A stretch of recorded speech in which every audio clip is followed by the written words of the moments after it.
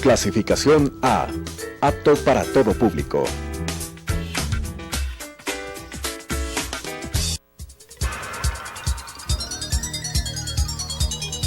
Las opiniones vertidas en este espacio por la producción y dirección del programa son de exclusiva responsabilidad de sus autores y de quienes intervienen en ellos.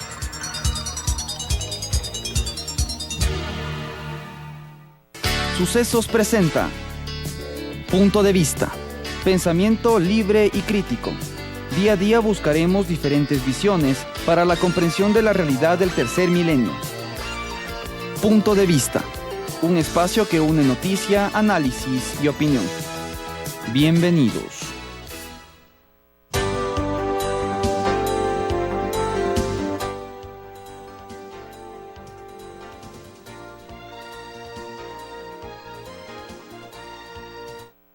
Gracias por continuar con nosotros aquí en este espacio de Telesucesos y Radio Sucesos.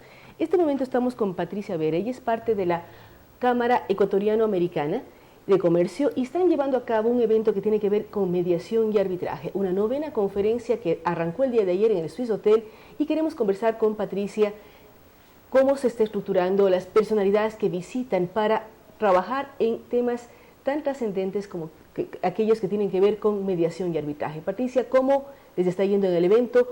Se lleva a cabo ayer y hoy, y quiénes están asistiendo, qué se puede esperar luego de esta novena conferencia de mediación y arbitraje. Bueno, muchísimas gracias por el espacio, muy buenos días. Esta es una conferencia de arbitraje internacional que se organiza ya desde hace 9 años. La organiza el Centro de Arbitraje y Mediación de la Cámara de Comercio Ecuatoriano-Americana, AmCham, en conjunto con el Instituto Ecuatoriano de Arbitraje.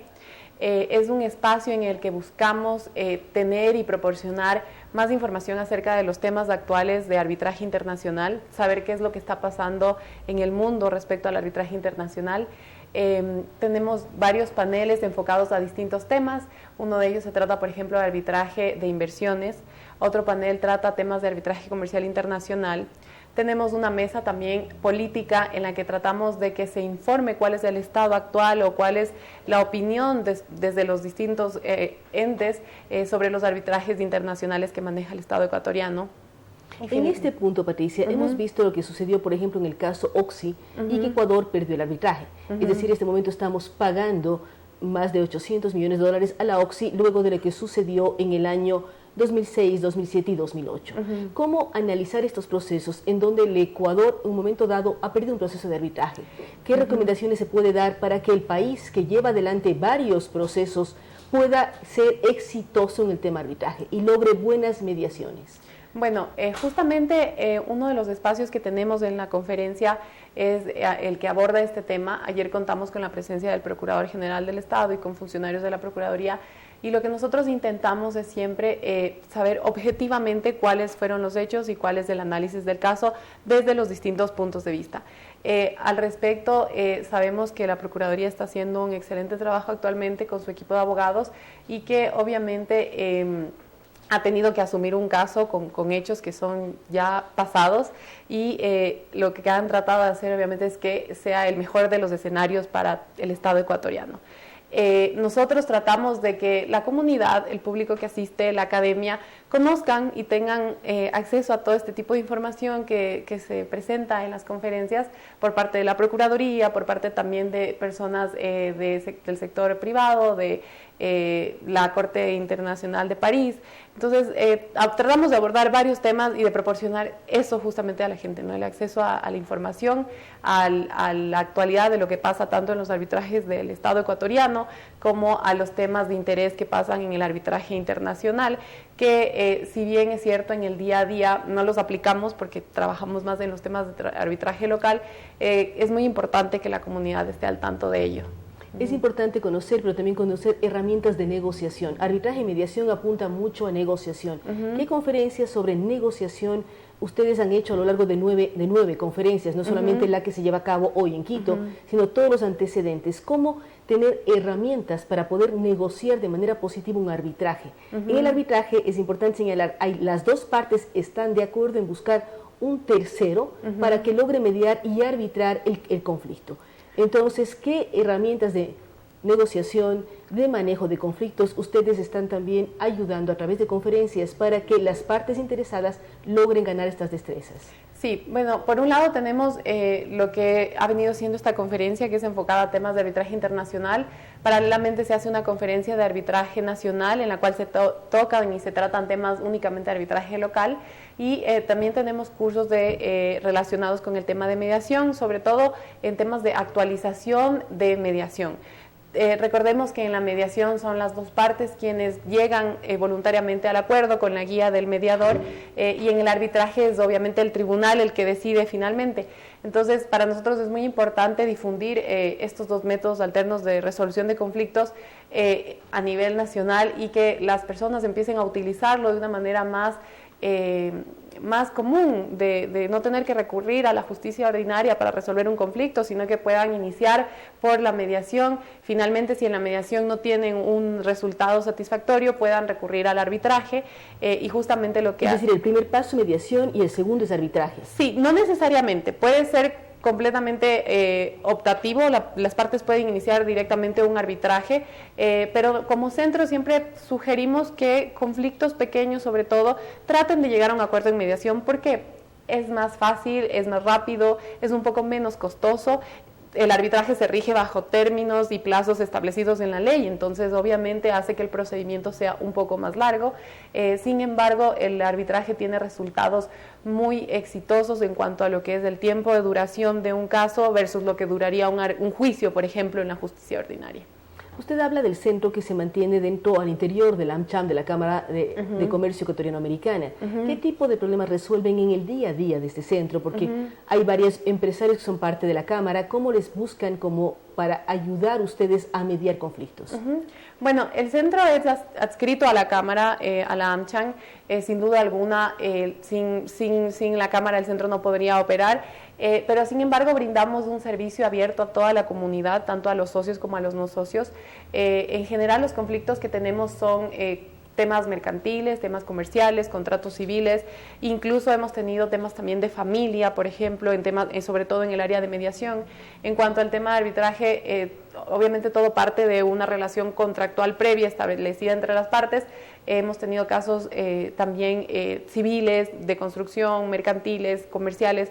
En general vemos un poco todos los temas. Nuestro objetivo, nuestro enfoque siempre va más hacia el lado comercial o empresarial, obviamente. ¿No es necesario ser parte de la Cámara para pedir ayuda del centro de mediación o necesito ser parte de la Cámara para recurrir a su apoyo? No, no es necesario. El centro, como les comentaba, brinda un servicio abierto a toda la comunidad. Obviamente tenemos algunos casos en los que sí intervienen, por ejemplo, socios de la Cámara, pero en ese sentido el centro actúa con total imparcialidad e independencia, porque no somos nosotros quienes decidimos, sino que son los mediadores. Tenemos una lista de mediadores, tenemos una lista de árbitros, entonces finalmente son los árbitros o los mediadores que están ya debidamente calificados quienes van a ayudar a resolver la controversia. ¿Cómo ustedes determinan quiénes son buenos mediadores y buenos árbitros? Porque su trabajo es primordial para poner de acuerdo a las partes y que este acuerdo además sea respetado y aceptado por los dos grupos o más en conflicto. Sí, bueno, para ser mediador actualmente el Consejo de la Judicatura tiene ya un instructivo que establece cuáles son los requisitos. Entonces, independientemente del centro al que un mediador pertenezca, tiene que estar previamente registrado en el Consejo de la Judicatura. Básicamente los requisitos son tener y acreditar formación académica en el tema de mediación y también experiencia o algún tema práctico, cumplir con ciertas horas prácticas. Una vez que este mediador cumple con estos requisitos, el directorio de la Cámara de Comercio Ecuatoriano-Americana analiza, evalúa y obviamente se lo admite o no a la lista del centro. Por otro lado, en cuanto a los árbitros, se pide también que los árbitros acrediten experiencia o formación en algún temas de arbitraje. Sin embargo, también es muy importante para el arbitraje que no solamente sean expertos en arbitraje, sino que sean abogados reconocidos y con gran experiencia en las distintas ramas del derecho, porque acordémonos que finalmente el arbitraje es un procedimiento y quien va a resolver el fondo de la controversia tiene que conocer justamente la materia de fondo, es decir, si es un tema mercantil, comercial, si es un tema civil. Entonces es muy importante que los árbitros cuenten con esa experiencia que nuevamente es evaluada por el directorio de la Cámara y se admite a la lista. Además, para que sus fallos sean respetados. Retomando el tema del evento de hoy, ¿qué conferencias se prevén para hoy? Es cómo el público que nos mira o nos escucha puede asistir, no puede asistir, ¿qué debería hacerse para ser parte de las conferencias que están llevando a cabo ustedes en el Swiss Hotel? Sí, bueno, les cuento un poco de la conferencia. La conferencia de arbitraje internacional se realiza en 2 días, tiene varios paneles en los cuales se tratan distintos temas. Hoy vamos a tener un panel que va a hablar sobre los temas de arbitraje en la región, incluyendo Ecuador, y también el último panel que trata de temas más relacionados con locales, ¿no? De la problemática de arbitraje local. Luego de la conferencia ya es una tradición seguir con un taller de la ICC Young, que es un taller enfocado a jóvenes abogados y estudiantes. Este taller no tiene ningún costo, es gratuito, únicamente pueden acercarse y registrarse, va a ser a las 3:30 de la tarde en el Swiss Hotel, el taller.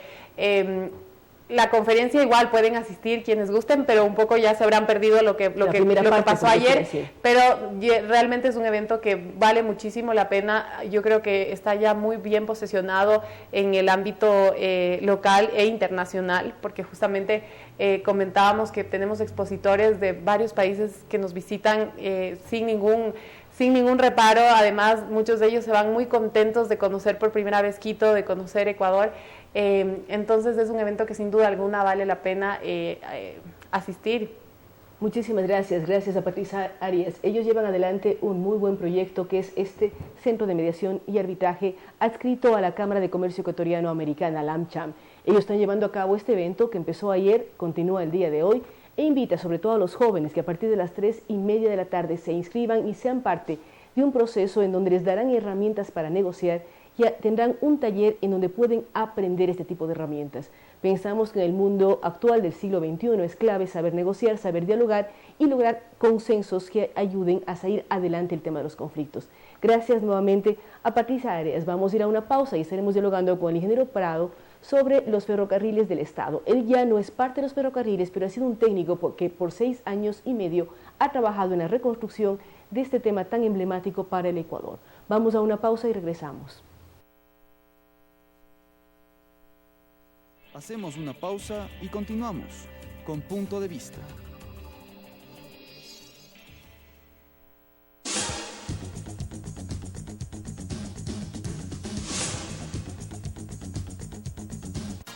Sucesos Internacional. Las principales noticias del acontecer mundial con nuestras agencias oficiales de noticias aliadas. DW, Deutsche Welle, de Alemania.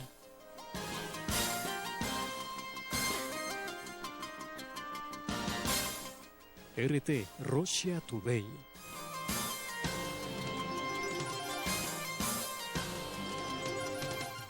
Xinhua, Agencia de Noticias China.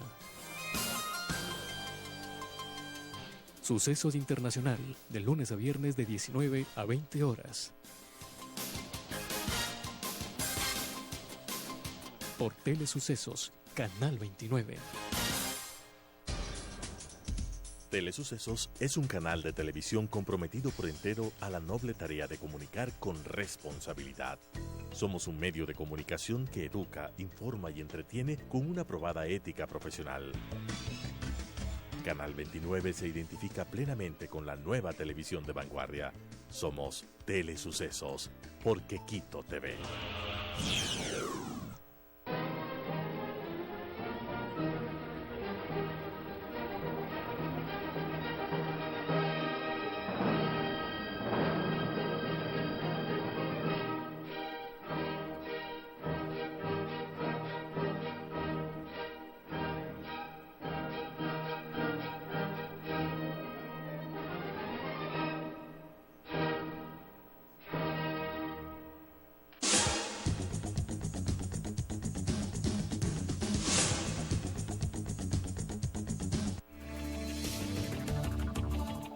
Con estas ideas y opiniones, regresamos con Punto de Vista.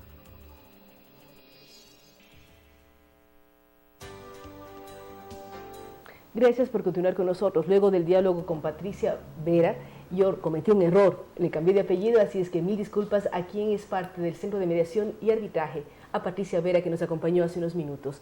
En este momento estamos, como lo habíamos anunciado, con el ingeniero Byron Prado. Él ha sido parte de los ferrocarriles del Estado por 6 años y medio.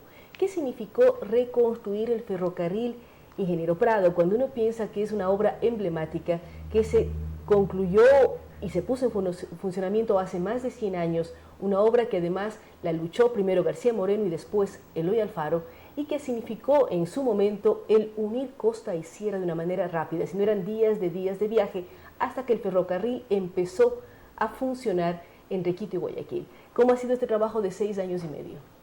Claudia, buenos días a todos y todas. Fue un reto hermoso, un reto de que comenzó en el año 2008 a raíz de la primera prueba que se hizo desde La Tacunga hasta Quito en locomotoras a vapor en diciembre. Luego de eso se inició el segundo tramo Durán-Yaguachi, una longitud de 20 kilómetros, en donde se reparó la vía.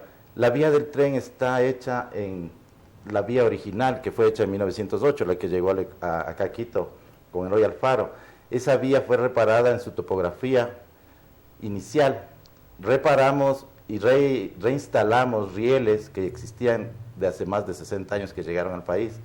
Nosotros... es decir, utilizaron lo que ya existía, los rieles que usted dice que repararon. Sí. ¿Y qué pasa con los durmientes? Tradicionalmente uno si lee la historia y libros sobre cómo se hizo el ferrocarril eran durmientes de madera de eucalipto. ¿Qué pasó con esto? ¿Cómo se llevan a cabo en la modernidad un tren que funcionó desde hace 100 años? Bueno, los durmientes no fueron recuperados porque eran ya maderas de muchos años de uso. Nosotros hicimos la reparación, la rehabilitación con durmientes de hormigón y durmientes de madera también, de una madera más dura que se llama roble, ¿no?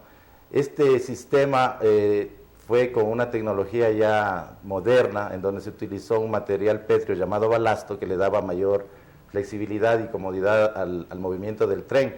El tren es una máquina que mide más de 120 metros y pesa 250 toneladas. ¿Y ese tren desde cuándo está aquí en el Ecuador? ¿Desde cuándo funciona ese tren? En el año... esa locomotora es una locomotora Alstom francesa. La que trajo el doctor Borja. Exactamente, ya. Es una locomotora de una potencia de 2.400. Esas locomotoras eran nuevas prácticamente, pero no tenían vía para recorrer. Estamos hablando del año 92 más o menos, Borja, sí. ¿ya? Entonces, con esa máquina lo que nosotros le hicimos fue repotenciar, volverle a hacerle funcionar y rehabilitamos coches de 1947, inicialmente los coches coloniales tradicionales, en donde ya se formó el convoy para hacer ya el servicio turístico. Inicialmente, como le dije, en Durán-Yaguachi, nuestro segundo reto, el más duro, fue Sibambe a la Usí, la Nariz del Diablo, que son 13 kilómetros, nos tomó alrededor de 8 meses reparar. Ahí se hizo 100% el cambio de rieles durmientes. En ese lugar hay alrededor de 80 curvas, en las 80 cuales... curvas además en donde el tren va de frente y va de zigzag. retro, va en zigzag, porque hay pedazos en que el tren tiene que ir de retro, la locomotora va de retro, y usted decía, ¿cuánto pesa eso? Imagínense lo que es en un zigzag, en una montaña, ir de frente y de retro. Sí, las 250 toneladas están inicialmente jaladas por la locomotora, después le empuja la locomotora para hacer retro y poder salvar alrededor de 500 metros verticales en 3 kilómetros de un zigzag en donde llega a la estación de Sibambe. Las estaciones también fueron rehabilitadas, en donde estamos haciendo o se está haciendo ahora el trabajo turístico de llegada, donde se han dinamizado las economías locales. La gente le volvió a ver al tren las ciudades de Milagro, Naranjito, Bucay, Huigra, luego llegó a Guamote, Riobamba, Ambato, Quito, ¿no? Es decir, ustedes, además de reparar lo que significa las rieles o el sistema vial del tren, consiguieron reactivar las economías de ciudades pequeñas que viven en base a lo que el tren la recorre. Uno puede pensar también en la otra vía, en la que va por la zona de Ibarra, la Ibarra-San Lorenzo.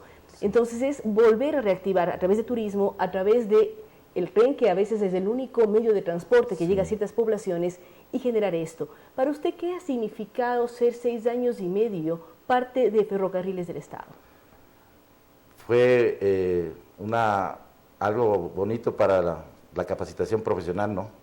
Un reto en que nosotros llegamos y encontramos al ferrocarril, estaba totalmente destruido, sus máquinas estaban paradas y, como le conté, repotenciamos. Además de repotenciar el sistema del equipo ferroviario, se trajeron también máquinas nuevas de España y coches que ahora hacen el servicio turístico del tren, más bonito del mundo, que ha ganado 3 o 4 premios, el tren crucero que sale desde la ciudad de Quito y llega hasta la ciudad de Durán. Inclusive ahora se ha hecho, este tren crucero se amplió para que vaya también en el tramo Ibarra-Otavalo. Entonces son 4 días hermosos de disfrutar todo el paisaje ecuatoriano. Es muy bonito el recorrido de este tren. Algo interesante de este reto de trabajo fue rehabilitar 5 locomotoras a vapor que datan de 1917, 1940, 1950, en donde tuvimos que desarmarle a la locomotora 100% porque era un trabajo artesanal. Locomotoras que funcionan con el combustible, anteriormente con combustible carbón, luego funcionó búnker, ahora está funcionando con diésel, pero el sistema es el mismo, donde la potencia le da el vapor del agua. Entonces, esa rehabilitación de las locomotoras y verle a la locomotora a vapor caminando hace que la gente se emocione. Es la que hace sobre todo el trayecto Chimbacalle-Cotopaxi. No, las locomotoras a vapor, por la topografía actualmente, se han hecho que caminen básicamente de Riobamba a Colta, está caminando de Durán y Aguachi también, y camina también Quito también en ocasiones especiales, ¿no? Están las locomotoras están repartidas en Durán, Riobamba y Quito, y también en Ibarra. ¿Qué falta para que el tren ecuatoriano no solamente sea un lindo atractivo turístico cargado de romanticismo, porque nos habla de recorrer la serranía, parar en las haciendas, llegar a otros lugares que normalmente no tenemos acceso? ¿Qué falta para que se convierta en una alternativa para transportar carga, que es hacia donde, hacemos recuerdo del presidente Borja y de otros presidentes, apuntaban, el abaratar costos de carga y dar otra forma de transporte en el país para diferentes elementos? Por eso es la lógica de unir Guayaquil y Quito, de pronto desde el puerto hasta la montaña, en fin. ¿Qué nos falta para lograr a ese nivel? Lo que se hizo fue una rehabilitación. La rehabilitación se hizo en un sistema antiguo de hace más de 100 años, en donde las pendientes y las curvas están determinadas por la topografía misma. Para darle un poco más de eficiencia a la circulación del ferrocarril, tendríamos que hacer construcción de vía nueva. Es decir, deberíamos tener más puentes, deberíamos tener más túneles para darle menos pendiente y así lograr mayor eficiencia y velocidad al transporte. Con el tipo de pendientes que se tiene ahora, la carga máxima que se puede desarrollar en un transporte son 150 toneladas. Esos son más o menos 7 contenedores de 20 toneladas, que sería básicamente 4 o 5 trailers. Entonces no somos eficientes en cuanto Perdón que le interrumpa, a la carga. amigos de Radio Sucesos, vamos a tener una pausa solamente en radio de 5 minutos por una cadena de la Asamblea Nacional. Continuamos dialogando aquí en Telesucesos con el ingeniero Byron Prado. Usted decía, el tema de la carga. Entonces, el tema de la carga ahora no es eficiente por la construcción de la vía. Si es que se hiciera una construcción con una definición geométrica de menos pendiente y curvas más amplias, podríamos ser más eficientes en velocidad y carga. Lo que sí se puede dar es transporte de pasajeros. El transporte de pasajeros solo tiene 3 puntos importantes que son de definir o que se pueden tomar en cuenta. El uno es, puede dar puntualidad, seguridad y 0 estrés. ¿Pero cuánto tiempo toma de llegar de Quito a Guayaquil, de Quito a Durán? Le voy a dar un ejemplo muy pequeño. Desde Machache a Quito son alrededor de 40 kilómetros. La velocidad promedio que da la máquina es alrededor de 22, 25 kilómetros por hora. Eso quiere decir que nos vamos a demorar 1 hora y media. Pero sale a 1 hora determinada y llega a 1 hora determinada, porque la vía por la que camina el tren es expresa, no hay congestión. O sea, no hay congestión, no hay buses, no hay tráfico. Nada, no hay tráfico. Entonces son básicamente... Pero es 1 hora y media. Pero es 1 hora y media puntual. Sale a las 8 y llega a 9 y media. O al retorno puede salir a las 6 y llega a 7 y media. Si es que nosotros podemos dar un poco más de eficiencia al equipo que se mueve, podemos un poco cambiar la velocidad de recorrido. Esta velocidad de recorrido puede bajar tal vez en un 30 o 40% con máquinas nuevas, un poco más livianas. Usted es ingeniero, ha trabajado en la parte de infraestructura.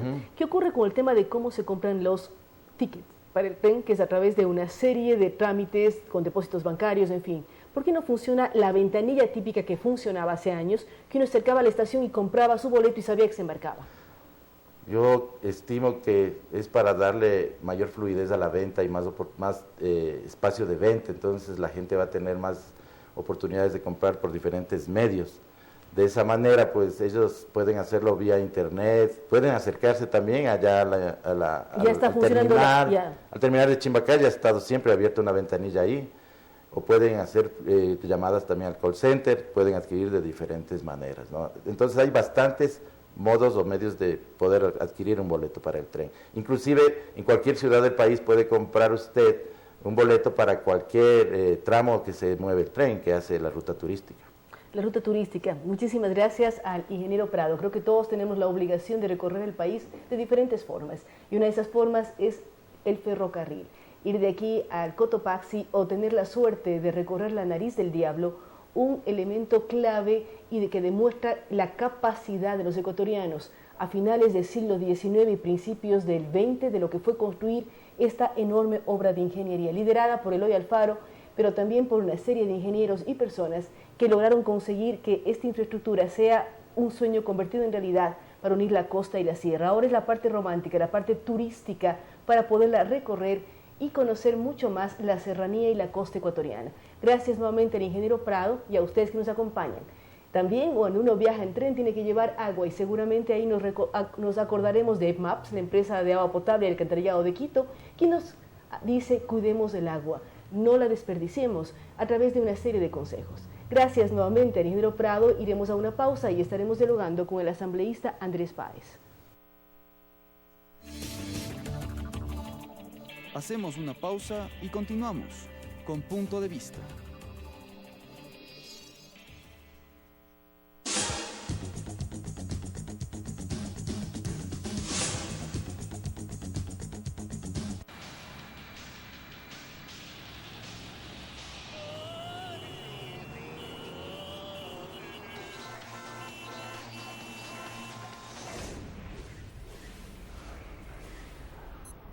Tómelo con calma.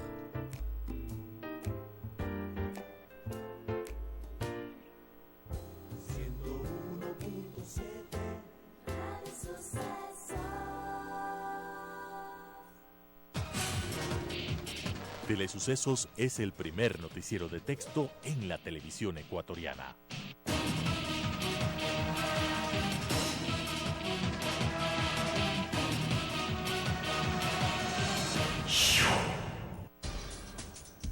Telesucesos es un canal de televisión comprometido por entero a la noble tarea de comunicar con responsabilidad. Somos un medio de comunicación que educa, informa y entretiene con una probada ética profesional. Canal 29 se identifica plenamente con la nueva televisión de vanguardia. Somos Telesucesos, porque Quito TV.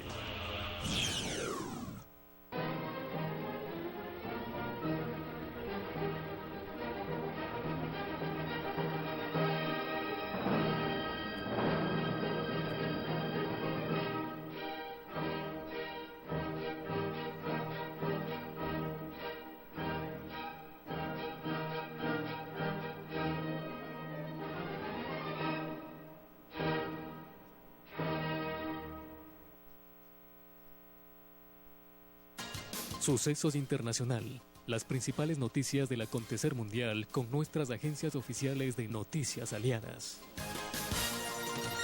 DW, Deutsche Welle, de Alemania.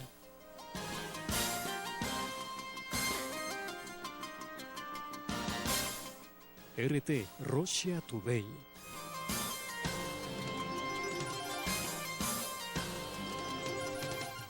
Xinhua, Agencia de Noticias China. Sucesos Internacional, de lunes a viernes de 19 a 20 horas.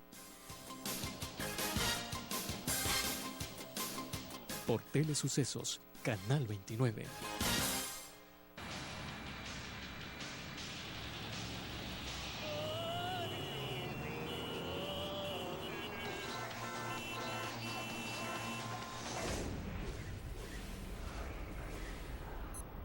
Tómelo con calma.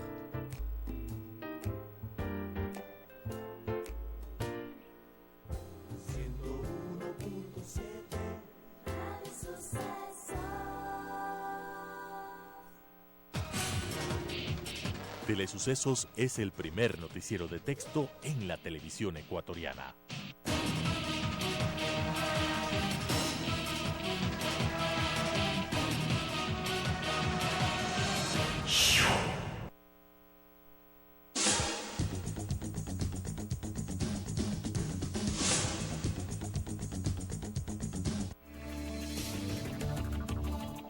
Con estas ideas y opiniones, regresamos con Punto de Vista.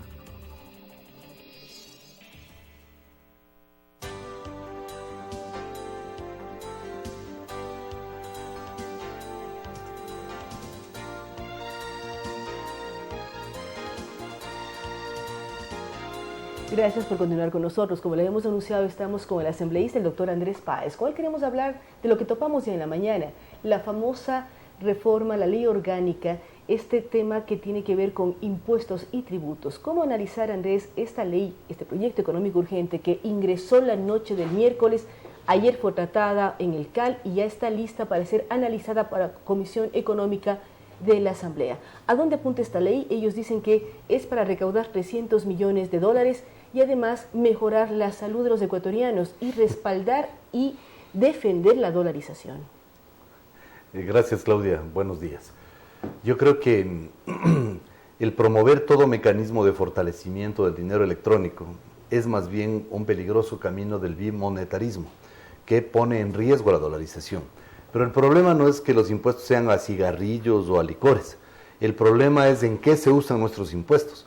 Porque mientras el gobierno está planteando una reforma tributaria, a la par mantiene instituciones que simplemente dan risa, como el Ministerio de la Felicidad, el Consejo Intergeneracional de Igualdad, la Agencia Espacial Ecuatoriana, el Instituto de Meritocracia, es decir, una serie de disparates que le implican gastos al Estado ecuatoriano y que están siendo financiados con los ingresos que provienen de los tributos, es decir, del bolsillo de los ecuatorianos. Entonces el problema de fondo no es cuánto vayan a recaudar, sino en qué es lo que van a gastar, y eso es lo que estamos diciendo los ecuatorianos, que se gaste ese dinero en estos disparates es lo que lesiona y le pone a la gente simplemente en una actitud de rechazo y de protesta, porque no podemos permitir que continúe el derroche del correísmo sin que haya ni siquiera un plan mínimo de austeridad. Plan mínimo de austeridad que lo que señala Andrés es recortar el gasto público directo, no tener organizaciones u organismos adscritos al gobierno que no generen cosas importantes para el país. Ahora, ya revisando el proyecto, ¿cómo mirar esto de que quieren fomentar inversión extranjera, pero si un turista llega con dólares al país y no se gasta todo, le van a cobrar impuestos por los dólares que se llevan? Es más grave que eso, Claudia. Yo pregunto a los ecuatorianos, si es que están dispuestos a ir a un aeropuerto, a ser revisados por personal del SRI para que les toquen sus bolsillos, sus billeteras, sus carteras, sus maletas, a ver si tienen más de $1,000. Yo pregunto si los ecuatorianos están dispuestos a eso. Nosotros no tenemos por qué ser Venezuela. Nosotros tenemos que ahora alertar a los ciudadanos de que vamos en el camino de Venezuela.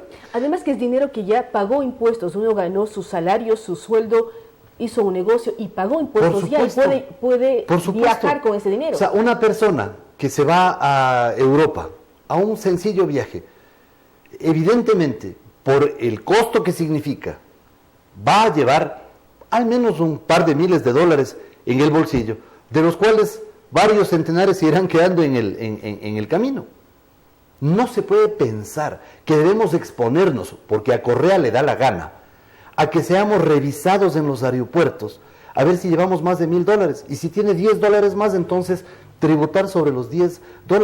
Eso es lo que está de fondo, el camino a ser la nueva Venezuela de América Latina, y eso no podemos permitir, porque poco a poco hemos ido siguiendo el libreto que ha dictado Maduro a Correa, y Correa lo que hace es obedecer las órdenes de Maduro, y lo que nos está haciendo Correa es llevándonos en el camino de Venezuela. Mañana tendremos las grandes y largas colas para comprar un litro de leche, tendremos desabastecimiento, gente disputándose por comprar una pasta de dientes o una funda de arroz. Eso es lo que está sucediendo en el Ecuador. Ecuatorianos, abran los ojos.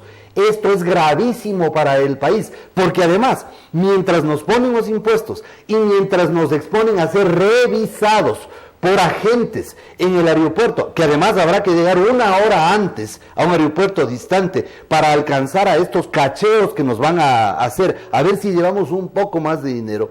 Cuando nosotros estamos mirando eso, estamos advirtiendo que vamos en el camino de Venezuela, y ese es el comienzo nada más. Después vendrá el control de cambios, después vendrá el límite para el uso de las tarjetas de crédito, después vendrán las privaciones en la compra de productos básicos, las limitaciones para comprar esos productos, las tarjetas para comprar esos productos, y el desabastecimiento y los saqueos a los comercios. Eso es lo que se viene, y por favor, ecuatorianos, piensen y mediten de que no podemos dejar pasar esto porque vamos en el camino a Venezuela. Ahora, la pregunta que se hacen los ecuatorianos es ¿qué hacemos? Usted como asambleísta tiene poder, en teoría, para en la asamblea discutir, debatir y analizar este famoso proyecto de ley económico urgente, que de acuerdo a lo que en la mañana decía el asambleísta Cayambe, no está escrito en piedra y se puede modificar. No, aquí no se trata de modificar, tienen que quitar ese proyecto.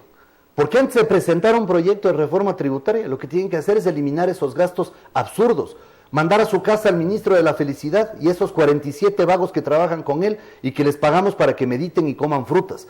Cerrar esa agencia espacial ecuatoriana, cerrar el Instituto de la Meritocracia, ese Consejo de Igualdad Intergeneracional y otros tantos ministerios que se han creado durante estos casi 10 años. Que haya un plan de austeridad, que se eliminen las sabatinas, que nos muestren las pérdidas del telégrafo y de los medios incautados que el gobierno no ha sabido administrar, que nos demuestren qué pasó en Tame, donde se han perdido 58 millones de dólares, qué pasó en el Aromo, en los 1.200 millones de dólares gastados en el movimiento de tierras, qué pasó en la refinería de Esmeraldas, hecho que lo voy a denunciar la próxima semana. Son casi 2.000 millones de dólares en contratos. ¿Qué es lo que ha pasado con todo el dinero de los ecuatorianos? Ah, sí, Claudia, nos dirán, pero es que tenemos carreteras. ¿Qué carreteras? Si el gobierno ha gastado 276.000 millones, 276.000 millones durante todos estos casi 10 años. ¿Saben cuánto han invertido en carreteras? 7.000.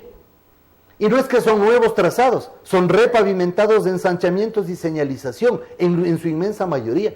Entonces eso es lo que nosotros le queremos exigir al gobierno, que diga qué es lo que ha hecho con la plata de los ecuatorianos. Ahora, y el problema no está en el debate.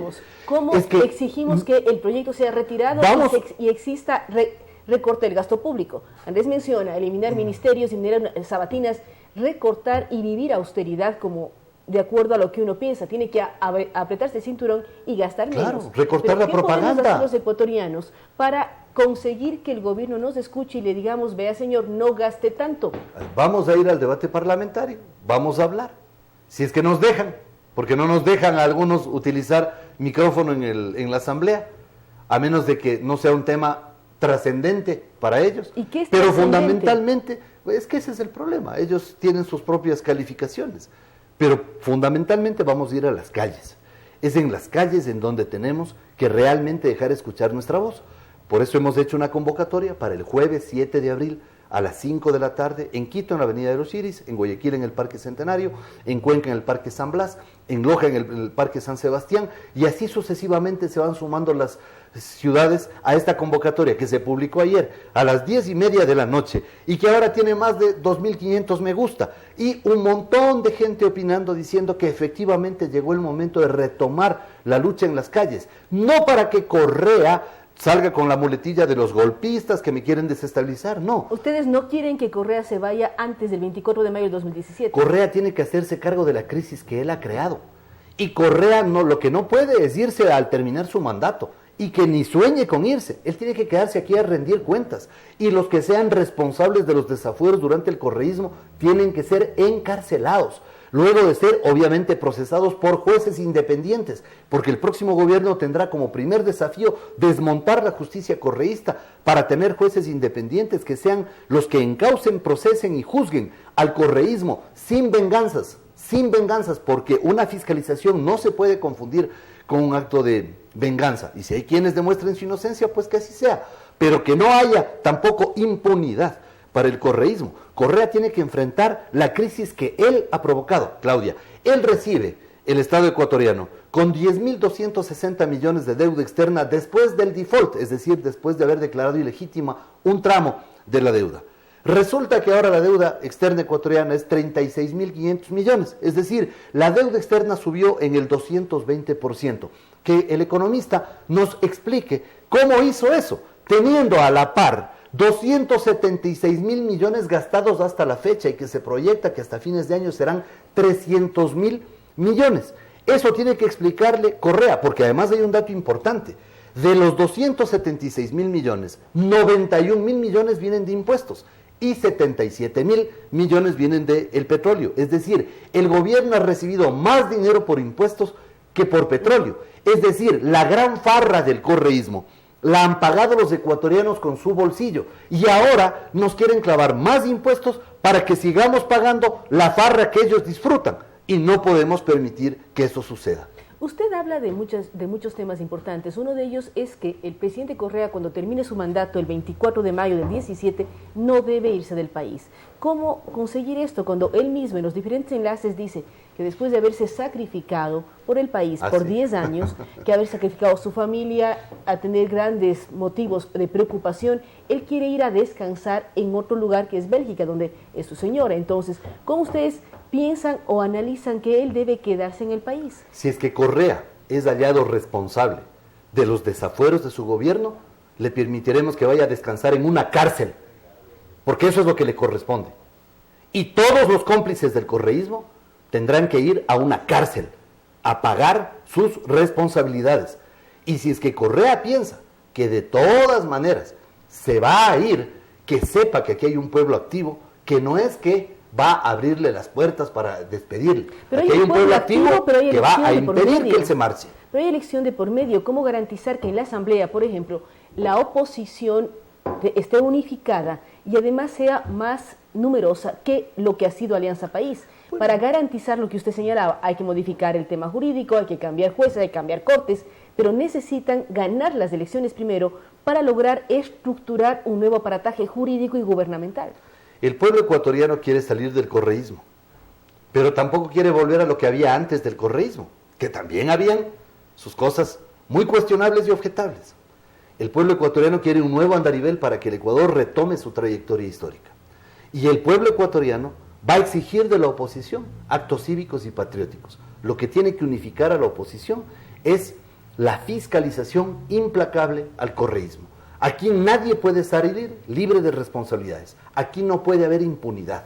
Aquí el correísmo tiene que ser juzgado, desde el primer mandatario hasta el último de los funcionarios cómplices del correísmo, desde el primer acto de gobierno hasta el último que se cometa. Absolutamente todo tiene que ser fiscalizado. Eso es lo que el país quiere. Ese tiene que ser el punto de convergencia de las diferentes fuerzas, algunas de oposición y otras no alineadas con el correísmo, porque hay ahí también algunos arrepentidos del correísmo que quizá puedan converger a este propósito de fiscalización, aunque dudo, porque ellos también van a tener que ser fiscalizados. En todo caso, quienes hemos estado en lucha durante todos estos años en contra de este disparate, de esta aventura fascista, de este régimen chavista, inspirado no en un socialismo, sino en el fascismo, quienes hemos estado, impulsaremos una lucha implacable para que efectivamente haya una fiscalización y que los responsables paguen con un solo propósito: devolverle la patria a nuestros hijos y no permitir que este disparate se vuelva a repetir en el Ecuador. Además, generar una memoria en el pueblo ecuatoriano para que se acuerden quiénes cometen errores y quiénes le fallaron en un momento dado. Ahora, usted habla del año 2017, es decir, lo que debería hacerse en el país. Mientras tanto, está llamando a una marcha el próximo 7 de abril, una marcha en donde varios sectores empezaron a convocarla en cuanto se conoció este decreto, este proyecto de ley, perdón. ¿Cómo articular y cómo demostrar que no es un tema político, golpista, crítico, una oposición con malas intenciones, sino que es un pueblo que está preocupado por su futuro y porque ya no quiere pagar más impuestos?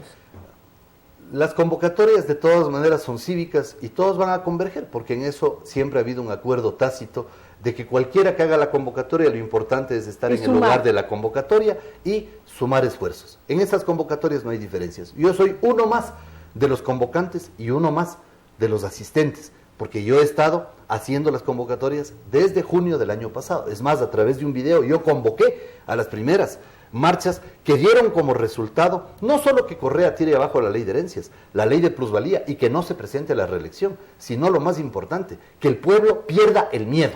Y ese es el grave problema de Correa, que ahora sabe que hay un pueblo que ya no le tiene miedo. Y a la par, nosotros insistir de que estas movilizaciones no vamos a permitir que se contaminen con propósitos electorales de absolutamente nadie. Estas son movilizaciones para defender la patria, para recuperar la patria, porque si ahora no lo hacemos, mañana será demasiado tarde, porque ya vemos que vamos en el camino de Venezuela, que el libreto chavista se está imponiendo en el Ecuador y que no podemos permitir que eso suceda. Entonces es el momento de salir a las calles. Yo aplaudo y saludo el activismo digital. Yo soy un activista digital. Pero ya queríamos ir. Ayer estuvo aquí Alejandro Muñoz, el tuitero que a través del el avatar de Edward Koch fue también molestado, su casa ha sido pintada y todo. ¿Cómo perder el miedo cuando hay una amenaza y se habla de una guerra en redes sociales? La guerra no es en redes sociales, hay una lucha popular en las calles y es ahí a donde tenemos que ir. Estas son invenciones, estos son parte de los fantasmas que Correa crea, la guerra en redes sociales. Lo dice porque sabe que en redes sociales su batalla está perdida, entonces él quiere organizar una guerra en la que evidentemente todos los activistas digitales no han caído. Y yo, insisto, aplaudo ese activismo digital, pero llegó el momento en que la gente, aparte de hacer ese activismo digital, tiene que también ir a protestar y demostrarle a Correa que no estamos dispuestos a ser Venezuela. No nos da la gana de ser Venezuela. Queremos una patria de acuerdo a su trayectoria histórica. No queremos vivir las privaciones y la situación de crisis extrema que vive Venezuela y nos están conduciendo hacia allá. Entonces nosotros tenemos que resistir. Este no es un tema de oposición, es un tema de resistencia ciudadana en las calles y nosotros tenemos que tener la sensatez y la valentía de enfrentar este momento en las calles y demostrarle al presidente Correa de que estamos dispuestos a seguir en esta lucha, de que exigimos que él encare la crisis que él ha provocado, que lo que estamos es convocando a una protesta cívica, democrática y no violenta, es decir, absolutamente pacífica. Pero ¿cómo conseguir, Andrés? Uno vio o piensa lo que pasó en junio. Se fueron retirados de la asamblea del proyecto de la plusvalía y de las herencias, pero siempre es la amenaza. Cada vez en X número de enlaces el presidente vuelve a decir, voy a volver a mandar. ¿Cómo hacer que además el mandatario y el gobierno acepte que se equivoca? Porque ahí es el punto, porque muchas veces retira cosas, pero vuelve a recordarnos como si fuera una amenaza si nos portamos bien o nos portamos mal. Nunca van a rectificar, nunca van a reconocer que han cometido errores, porque ellos se creen infalibles. Y ese es parte de su propio cáncer, ese es parte de sus propios males. Ellos piensan que son infalibles cuando los demócratas, los estadistas, son los primeros en reconocer que se han cometido errores. Si supieran reconocer que se han cometido errores, distinto sería la situación que estamos viviendo en este momento, porque a su tiempo se les dijo, la inconveniencia del populismo laboral, estamos viviendo las consecuencias. La inconveniencia del derroche, ahí están las consecuencias. La inconveniencia de tantas leyes anodinas sin fundamento y que son parte de un basurero jurídico del Ecuador, las consecuencias están a la vista. El gobierno debería tener la sensatez de entender que el pueblo no se está quejando porque es loco. El pueblo se queja porque hay desempleo, porque hay pobreza, porque hay inseguridad, porque todos los miembros de su familia están en algún momento siendo víctimas de la delincuencia, porque todos los días tenemos más gente desempleada, porque todos los días hay nuevas angustias en los hogares. Y porque todos los días también podemos decir suben los precios. Pero ahora, además porque la gente va a los mercados y se da cuenta lo que cuestan las cosas, pues. Y compara con otros lugares. ¿Qué hacer como oposición? Porque usted está diciendo varios errores que ha cometido el correísmo o el gobierno nacional. ¿Qué hacer para que la oposición también aprenda de ejemplos como Venezuela, de Argentina, de unificarse, generar agenda mínima de acuerdos, lograr consolidarse para llegar a ganar una elección? Porque si de pronto aquí hacemos un análisis, ¿cuántos posibles candidatos a la presidencia hay de oposición? ¿Cuántos posibles candidatos a la asamblea hay? Nuevamente va a atomizarse y eso no va a generar una posición fuerte para lograr llegar en el 2017. ¿Cómo trabajar desde la oposición para tener acuerdos mínimos que beneficien al país, pero también para lograr ganar un espacio? Ojalá se depongan posiciones personales. Ojalá la clase política entienda dos cosas. Primero, que las protestas del año anterior fueron ciudadanas, no políticas, que ahí no estuvieron los movimientos ni los partidos, que fueron de los ciudadanos, y que esta victoria de impedir la reelección de Correa, de impedir la ley de herencias y la ley de plusvalía, es una victoria de los ciudadanos, no de los políticos. Por lo tanto, los políticos no pueden escamotear esa victoria ciudadana. La segunda, que la clase política entienda que la política en el Ecuador cambió. ¿Por qué? Por los teléfonos celulares. Porque la gente ahora está informada. Porque la gente antes cogía un periódico, veía que se han robado tanta plata en el IES, maldecía al IES, echaba el periódico al piso y seguía su vida. Ahora la gente en el semáforo coge su celular y digita su protesta. ¿Y qué es lo que dice la gente? Ojalá les sancionen, que no haya impunidad, que haya cadena perpetua a los ladrones. Eso dice la gente. Ya no somos los políticos diciéndole a la gente lo que vamos a hacer. Es la gente que es dice la a los gente políticos diciendo a los políticos qué es lo que nosotros, ciudadanos, queremos que se haga. Y en este momento el mayor clamor de la ciudadanía es: únanse para que haya una fiscalización implacable al correísmo y que nadie escape, que no haya impunidad y que paguen por todo lo que han hecho. ¿Y por qué los políticos no deponen sus intereses personales y realmente se trabaja en unidad? Porque es parte de los grupos. Porque muchos no están entendiendo lo que pasó. Muchos no están entendiendo que estos 2 años cambió la política. No están entendiendo que esta ciudadanía no es la que eligió a Correa hace 10 años, ni es la que votó hace 3 años y pico. Es una ciudadanía distinta. Claudia, hay 22 millones de teléfonos celulares en el Ecuador.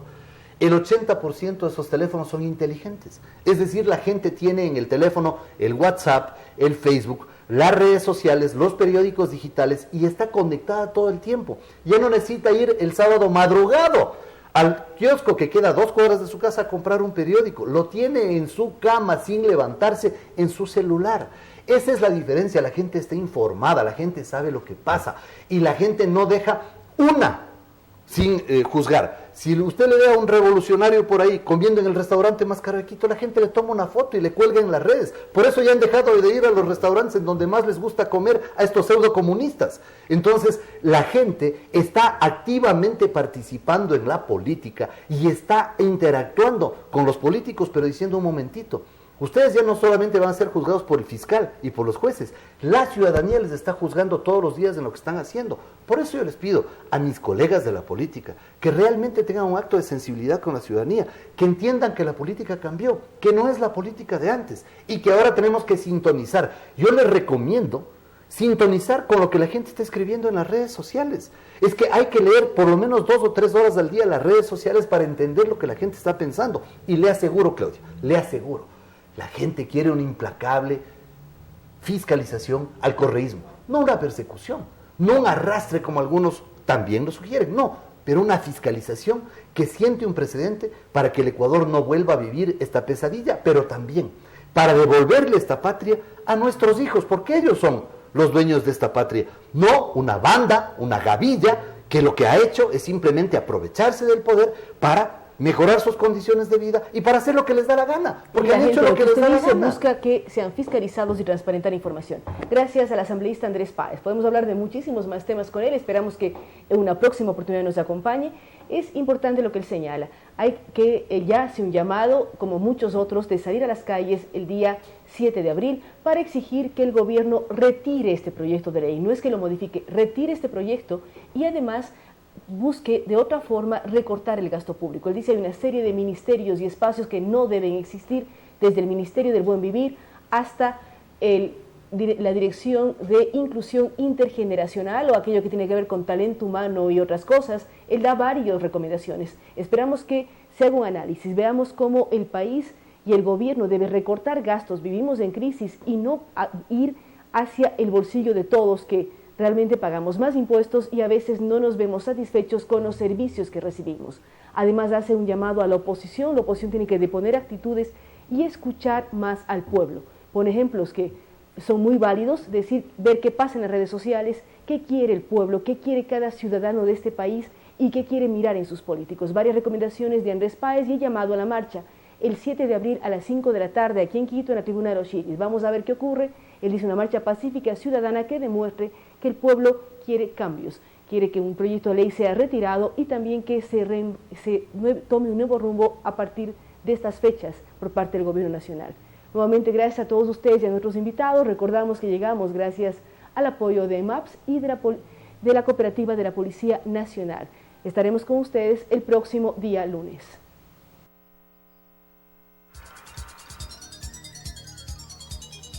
Las opiniones vertidas en este espacio por la producción y dirección del programa son de exclusiva responsabilidad de sus autores y de quienes intervienen en ellos.